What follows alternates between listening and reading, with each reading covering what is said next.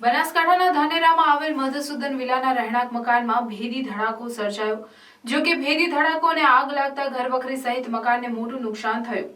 મકાનની તિરાડો પડતા મકાન ક્ષતિગ્રસ્ત બન્યું તો મકાનમાં રહેલ બે વ્યક્તિ ગંભીર રીતે દાઝી જતા સારવાર અર્થે ખસેડવામાં આવ્યા। જો કે ભેદી ધડાકો ગેસની બોટલ લીકેજના કારણે કે અન્ય કારણોસર થયો તેને લઈને તપાસ હાથ ધરાઈ। ધાનેરાના મધુસૂદન વિલામાં આવેલ મકાનમાં વહેલી સવારે ધડાકાભેર આગ લાગતા અફરાતફરીનો માહોલ સર્જાયો। જો કે મકાનમાં ગેસની બોટલ કે પછી અન્ય કારણોસર ધડાકો અને આગ લાગતા તાત્કાલિક ધોરણે ફાયર બ્રિગેડને જાણ કરવામાં આવી। જો કે બે વ્યક્તિ ગંભીર રીતે દાઝી જતા સારવાર અર્થે ખસેડવામાં આવ્યા। જો કે વહેલી સવારે બનેલી આ ઘટનામાં મકાનમાં મસમોટી તિરાડો પડી અને ઘરવખરી સહિત સરસામાન બળીને રાખ થયો। જો કે બંને ઇજાગ્રસ્તો હાલ તો સારવાર અર્થે ખસેડવામાં આવ્યા છે અને બેદી ધડાકાને લઈને તપાસ પણ હાથ ધરવામાં આવી છે।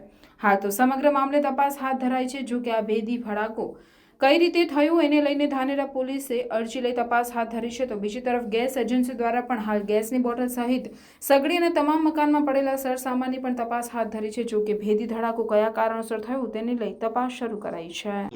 અર્જુનભાઈ, તમે શું કરતા હતા ત્યાં?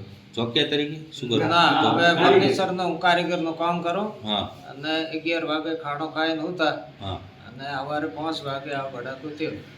પૂરું પડી ગયું। શેનાથી ભડાકો તો શું થયો એ કોઈ એ કોઈ ખબર નહીં પડી મને।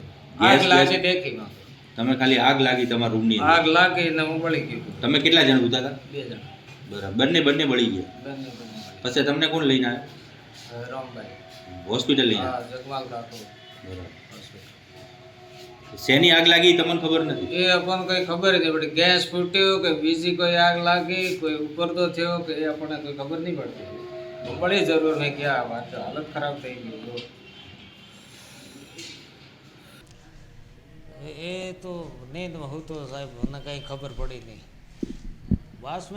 વાસ કરી કે બળો કે હું જાગ્યો। હું તો પહેલાં જાગતો નહીં, 6 વાગે જાગો અને 6:30 વાગે